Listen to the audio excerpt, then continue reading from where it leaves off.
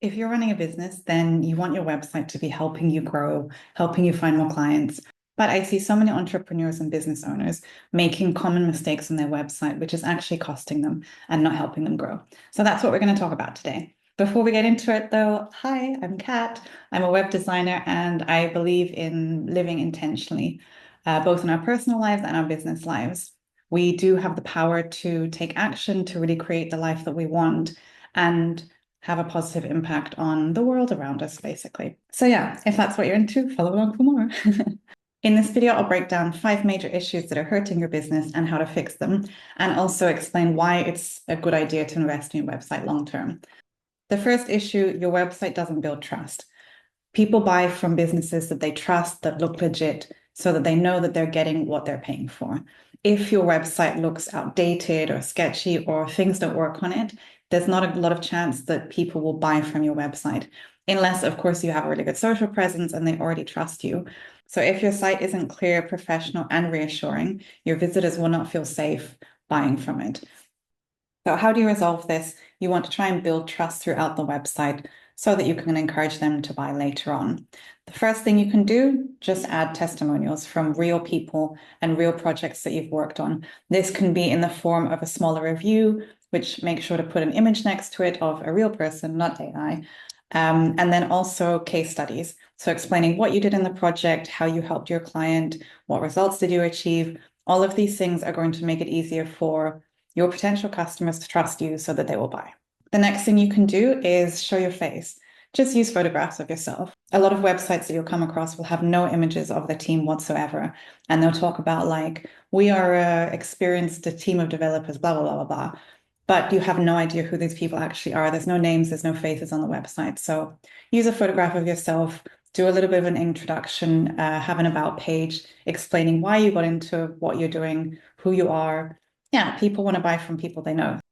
The last thing is just make contact details easy to find. So people will want to contact you, either they might want to see your social profiles, and just some proof on the internet that you are actually a legit business that they want to put their money into. When I work with my clients, I make sure that we have all these elements to improve the trust that they will build with these potential clients that are coming across them the first time on their website. This means that their conversions will increase and their business will grow as they want. The second point that we'll talk about, your messaging is unclear. When people land on your website, they need to understand instantly what you do, who you are, and how you're going to help them. Otherwise, they will leave and find another service provider that says all these things so easily. Confused people don't buy, basically. So how do you resolve this? The first step, use a clear, simple headline that says all of these things instantly. No like complicated jargon or anything like that. Just say what you do, say how you're going to help them. Make it super, super simple for them to understand. The next thing is just write in simple language. Don't use so much industry jargon. Don't be trying to impress people with your amazing writing skills or anything like that. Especially these days, we're so busy and so overwhelmed with the internet and reading and writing online that we want to know and understand what you're saying quickly. So make it super simple. From there, what you want to do is guide them throughout the website with like one main call to action for each page. These call to actions should all be really clear and really simple. Number 3, you have DIY'd your website, which there's nothing wrong with it. It's really great that you've done that, but in the long run, it might seem unprofessional. Even if you think it looks okay, there's probably things that are a little bit off. It's always better when you're trying to grow your business to invest in a professional designer who can provide you something that's professional, clean, mobile friendly, blah, blah, blah, blah, blah. You want all of those points. If you're keeping your DIY website well into your business, it will hurt your brand because if you're asking someone to pay 5 or 10,000 euros for your program, you don't want to show them a website that you've spent 20 euros making. There's, an inconsistency with the value there. So just think about that. How you can resolve this? Well, the obvious thing is you hire a web designer. But if you do need to do it yourself, which lots of people do, focus on having a really clean layout. Don't be using a lot of patterns or anything like that. Use more professional fonts and colors. Please don't use Comic Sans. I shouldn't have to say that, but maybe non-designers don't know. Try to use fonts that are really easy to read, basically. The next thing you want to do is make it really easy to navigate. So don't be using complex menus or anything like that. Try to look at a website that does similar to what you do and the services that you want to sell, and look at how they use navigation and the menus. And basically, you can copy that.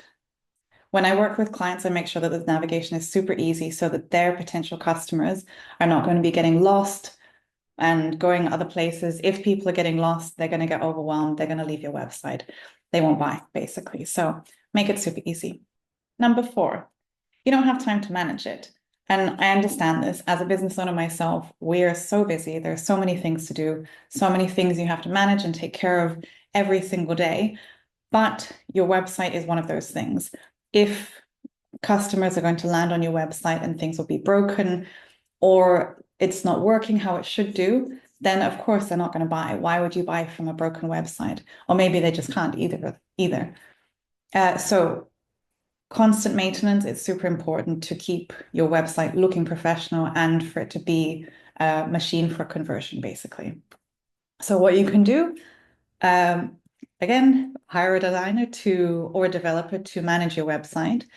But if you need to do it yourself, you can set up automatic backups, regular updates for the plugins and security, and try to test your contact forms at least once a month just to make sure everything's working fine. You don't want to be missing out on potential customers because they can't contact you. And the last one, number 5, you're not standing out in your industry. And this is really hard because nowadays there are so many service providers. I mean, even as a web designer, I'm probably sure on this YouTube video, there's a bunch of other web designers down here also.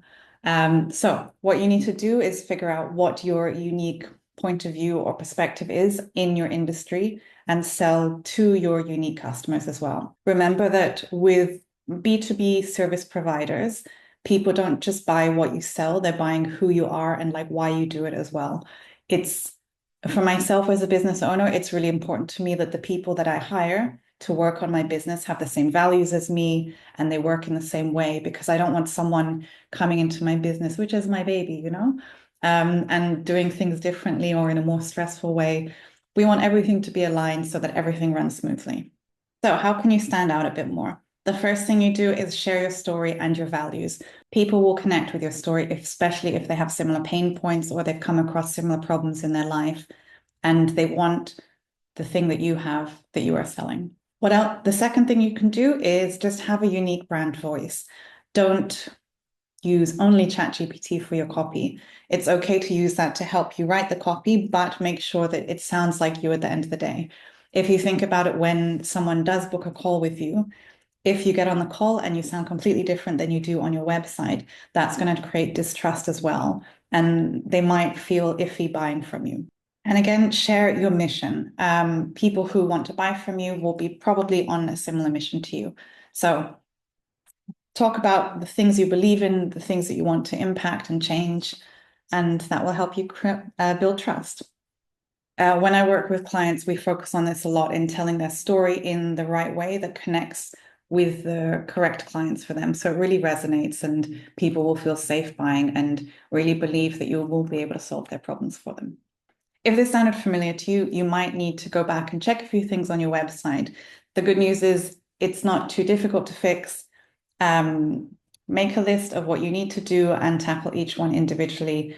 You'll get through it. And if you need a website that supports your business, feel free to message me. I'm always happy to give feedback on how to improve your website or what I can offer as well. Thanks. Have a great day.